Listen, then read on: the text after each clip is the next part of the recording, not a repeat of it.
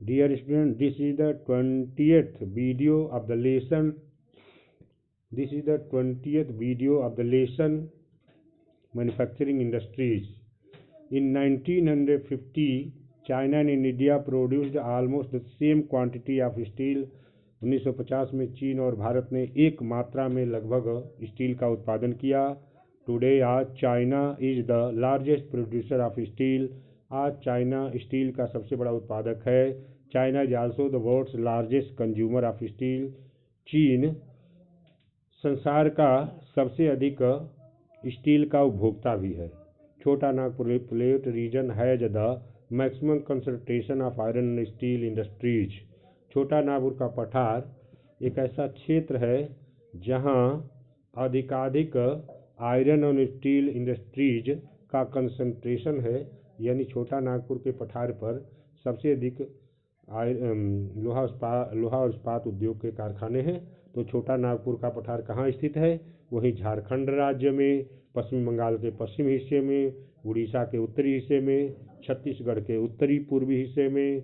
यह झारखंड, पश्चिम बंगाल का पश्चिमी हिस्सा, उड़ीसा का उत्तरी हिस्सा, छत्तीसगढ़ का उत्तरी पूर्वी हिस्सा मिलाकर यह जो क्षेत्र है उसे छोटा नागपुर का पठार कहते हैं. और सबसे अधिक लोहा इस्पात के कारखाने यहाँ पर स्थित हैं. यहीं पर जमशेदपुर है, यहीं पर बोकारो है, यहीं पर दुर्गापुर है, यहीं पर राउरकेला है. तो इस प्रकार से 4-5 कारखाने, जमशेदपुर, बोकारो, राउरकेला आदि कारखाने यहीं पर, कुल 10 में से 5 कारखाने तो ये छोटा नागपुर के पठार पर ही स्थित हैं. तो यहाँ क्यों केंद्रीकरण इन उद्योगों का? इट इज लार्जली विकास. यह बड़े पैमाने पर यहाँ उद्योग, लोहा इस्पात उद्योग स्थापित है क्योंकि ऑफ ऑल रिलेटिव एडवांटेज, यानी सभी संबंधित सुविधाएं दिस रीजन हैज, इस क्षेत्र में पाए जाते हैं. For development of this industry, इस उद्योग के विकास के लिए इससे संबंधित सभी सुविधाएं यहाँ मिलती हैं. दीज इंक्लूड, इन सुविधाओं में से सम्मिलित है पहला, लो कास्ट ऑफ आयरन और यानी लौह अयस्क की कम कीमत, क्योंकि लौह अयस्क इसी क्षेत्र में निकाला जाता है और यहाँ कीमत कम है, इस क्षेत्र में ज़्यादा निकाला जाता है. High grade raw material in proximity, तो यानी लगभग हाई ग्रेड रॉ मटेरियल, उच्च ग्रेड के कच्चे पदार्थ यहाँ मिल जाते हैं. चीप लेबर, सस्ते श्रमिक मिल जाते हैं. And vast growth potential in the home market, और यहाँ स्थानीय बाजार में यहाँ इसी स्टील के बिकने की अधिक संभावना रहती है. Though India has an important iron and steel producing country, though India is an important iron and steel producing country, यद्यपि कि भारतवर्ष एक महत्वपूर्ण लोहा इस्पात का उत्पादक है इन द वर्ल्ड, वो संसार में.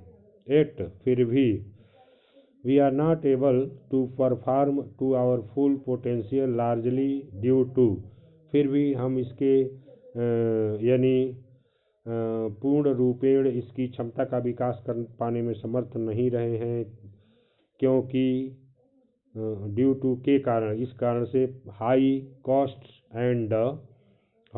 And limited availability of coking coal, इसकी कीमत बहुत ऊंची होती है लौह अयस्क की और लोहा इस्पात को चलाने की. And limited availability of coking coal, और कोकिंग कोयले की कम उपलब्धता भी इसका कारण है. Be lower productivity of labour, यानी प्रति श्रमिक उत्पादकता भी कम है. इरेगुलर सप्लाई ऑफ एनर्जी, बिजली की अनियमित आपूर्ति. पुअर इंफ्रास्ट्रक्चर, यानी कमज़ोर आधारिक संरचनाएं, बिजली, पानी, सड़क आदि की कमज़ोर आधारिक संरचनाएं भी हमारे उद्योगों, हमारे लोहा इस्पात उद्योग के पूर्ण रूपेण विकसित न होने का कारण है.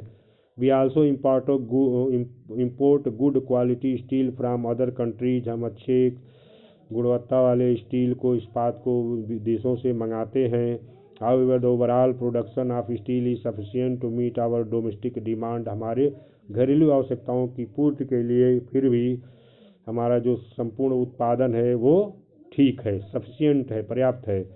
Liberalisation of foreign direct investment, यानी प्रत्यक्ष विदेशी निवेश में लिबरलाइजेशन माने उदारीकरण के कारण have given boost to the industries, के कारण से इस उद्योग को बूस्ट मिला है, यानी प्रोत्साहन मिला है। With efforts of private entrepreneurs, तो जो प्राइवेट इंटरप्रेनर्स हैं, जो निजी क्षेत्र के उद्यमी हैं, उनके प्रयास से इस उद्योग को विदेशी प्रत्यक्ष निवेश का भी लाभ मिला है, इसलिए कि हमारे देश में इस उद्योग के लिए उदारीकरण सरकार ने किया है। उदारीकरण किया है मैंने नियमों, इसको चलाने के नियमों में ढील दी है, ये उदारीकरण है। There is a need to allocate resources for research and development to produce steel more competitively. अब आवश्यकता है कि हम इस संसाधन के लिए रिसर्च, शोध और डेवलपमेंट और विकास को अधिक से अधिक उत्पादन के लिए, स्टील के उत्पादन के लिए, अधिक से अधिक स्टील के उत्पादन के लिए जो कम्पिटिटिवली माने प्रतिस्पर्धी ढंग से अधिक स्टील के उत्पादन के लिए हम रिसर्च को बढ़ावा दें और इसके विकास को बढ़ावा दें, इसकी आवश्यकता है। Thank you.